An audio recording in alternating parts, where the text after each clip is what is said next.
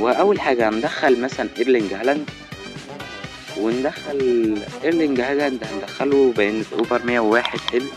ندخل مثلا محمد صلاح. محمد صلاح انا بلعب بيه حلو. وزدنا 4 ريت ب4 محمد صلاح بقينا اوفر 105. ويعني حلو والله اوفر 105 حلو.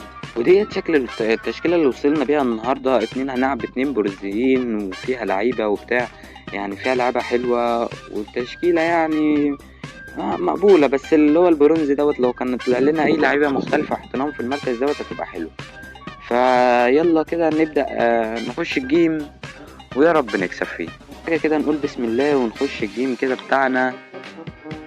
قدام واحد حاطط سيلتك او معاه هاري كين. يلا. قدامنا مش احسن حاجة، الهجوم بتاعه بس عالي، بس بعد كده 90 و97 وسط الدفاع مش حلو. احنا عندنا الوسط ميت، الهجوم يعني والدفاع اهو مقبول. 111 111 81 وحش قوي. يعني كان المفروض اختار في المساعدة مثلا، اختار حد تيم بس يلا عادي. وكده اخيرا اللعبة دخلتنا بعد عشان النت وحش. الواد عنده زيكو، الواد عنده لعيبة برونزية وحشة معاه بس رافينيا وهاري كين بس حلوين ولا حاجة. بس يا رب بقى هو جات لنا فرصة مفروض نكسب يعني.